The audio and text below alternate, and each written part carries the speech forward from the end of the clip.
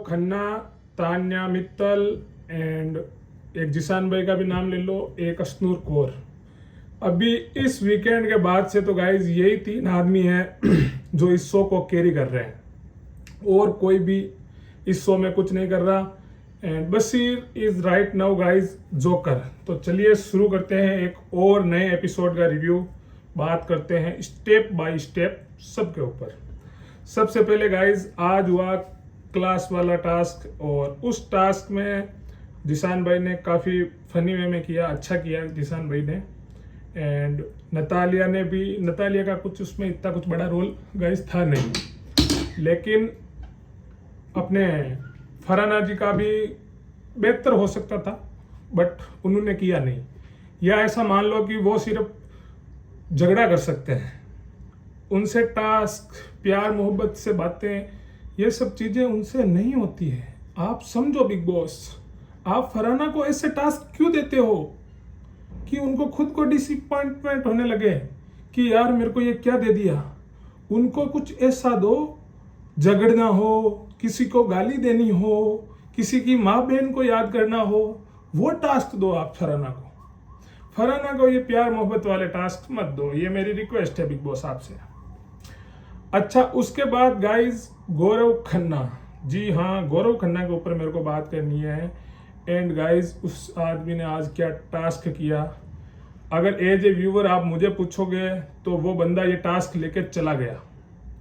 इतना अच्छा परफॉर्म किया उस आदमी ने। एंड लिटरली गाइज उस एक फूल के चक्कर में कनिका जी को एक्सपोज करके रख दिया। क्या तरीके से एक्सपोज किया था। आई थिंक उतना बढ़िया एक्सपोज तो वीकेंड के वार पे सलमान सर भी नहीं कर पाते हैं। एंड बहुत ही अच्छा प्ले किया गाइज, उसने जो भी चीजें दी सबको गौरव खन्ना ने एकदम करेक्ट दी। नेहल को आई थिंक मिर्ची दी थी, फरहाना को करेला दिया था।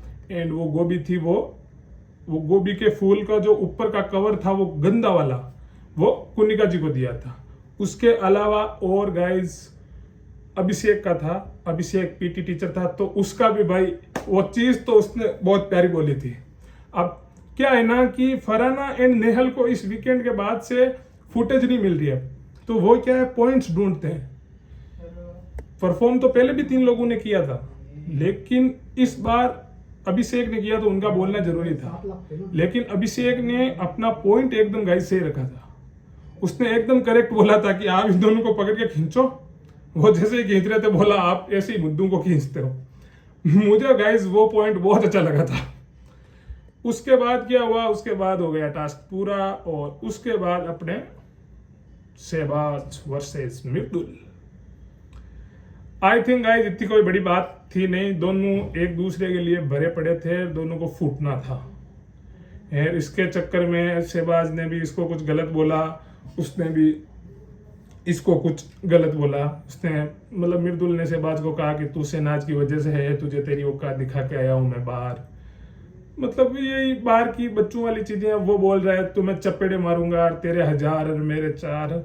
तो ये गाइस पिछले 2 साल से चल रहा है अपने देश में, ये कॉन्ट्रोवर्सीज। मेरी लोकेशन दे दे, मैं वहां आ जाता हूँ, मैं वहां आ जाता हूँ, फलाना आ जाता हूँ। तो ये चीजें काफी दिनों से चलती है, तो इसका कोई। और वो सुबह उनके सॉर्ट आउट भी हो गया, वो दोनों साथ में बैठ के उन्होंने बात भी कर लिया, उनका क्लियर भी हो गया था। और तो उसका कुछ इतना कोई खास मुद्दा था नहीं।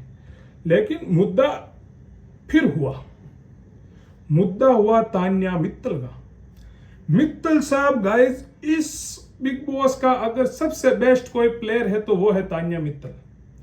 भाई साहब आप मानो या ना मानो, वो लड़की एकदम बिग बॉस मटेरियल है। मतलब कि उसे पता है किस आदमी के साथ कौन सा इमोशन प्ले करना है कि वो अपनी तरफ हो जाए। मतलब कि इतना प्यार से प्ले करती है ना कि एकदम बुजदिल हो ना, जिसान जैसा एकदम बुजदिल आदमी वो भी ट्रस्ट कर ले 1 मिनट के लिए कि यार ये लड़की पक्का सही बोल रही होगी। और गाइस वो 2 दिन से यही कर रही है, लेकिन क्या बोलती है भाई वो लड़की। उसने आज कनिका जी को चुप करा दिया था। आपने अगर देखा होगा तो वॉशरूम वाले एरिया में बिना गाली के वो लड़की क्या तेज बोलती है। सच में मुझे एक चीज का बिलीव हो गया, वो सच में कोई एंटरप्रेन्योर है।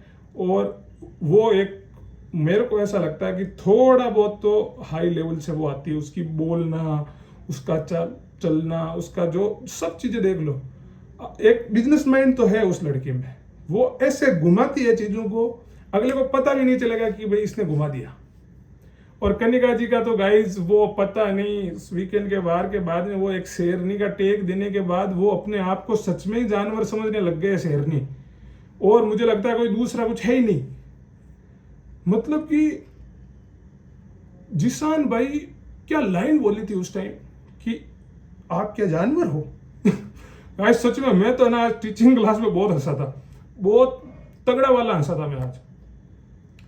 लेकिन एक चीज मैं बिग बॉस वालों से हाथ जोड़ के कहना चाहता हूँ, बिग बॉस प्लीज प्लीज आप नेहल एंड फरहाना को फुटेज दे दो प्लीज, मेरी रिक्वेस्ट है, मेरी रिक्वेस्ट है। घर में क्लेश नहीं हो रहे हैं बिग बॉस इन्हें प्लीज फुटेज दो बिग बॉस, वरना ये कुछ कर बैठेंगे बिग बॉस, क्योंकि ये पिछले 3 दिन से मुद्दे ढूंढ रही हैं लेकिन इनको मिल नहीं रहा है।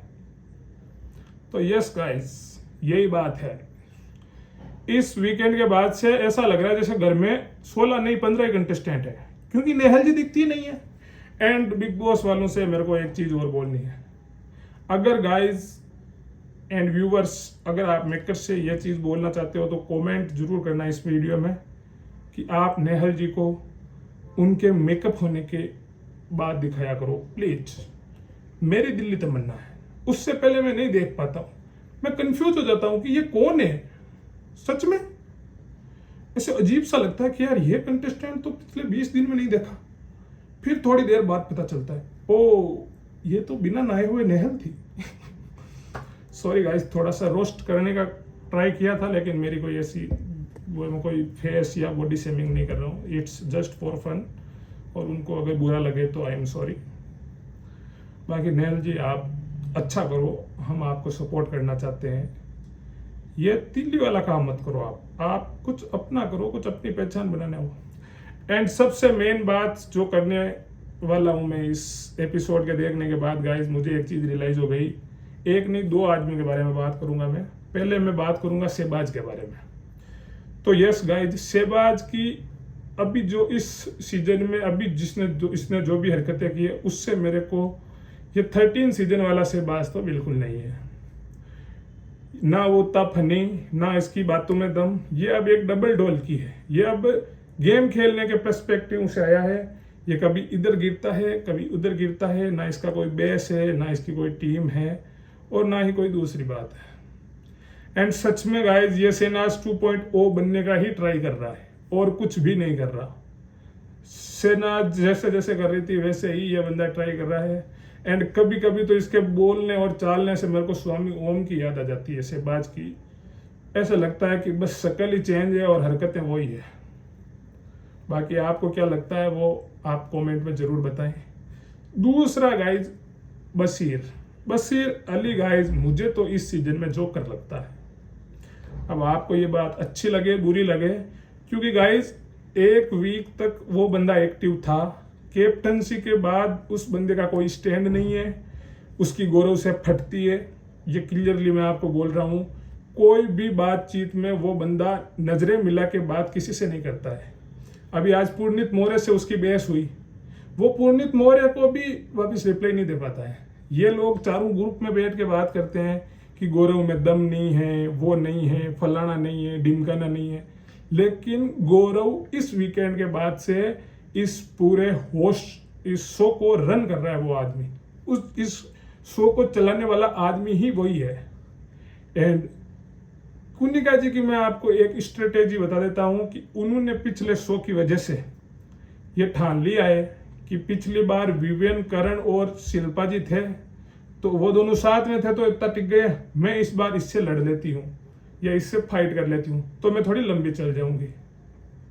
एक गाइस में लास्ट, अगर कोई वीडियो के यहाँ तक आया है तो मुझे पक्का बताना कि इस वीकेंड के वार पे कुनिका जी के बेटे को बुलाना, कहीं कुनिका जी के बेटे के लिए पीआर टीम तो नहीं थी, क्योंकि उस आदमी के जब वो वीकेंड के वार पे आया तब 23,000 फॉलोवर थे और उस आदमी के आज 2 दिन के बाद 1.5 लाख फॉलोवर है।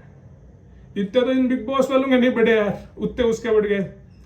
एंड गाइस, ये दूध वाला कम्युनिटी की क्या सच्चाई है वो भी मेरे को कमेंट करके जरूर बताना आप, क्योंकि दूध वाला कम्युनिटी बहुत ज़्यादा वायरल हो रही है इंडिया में अभी।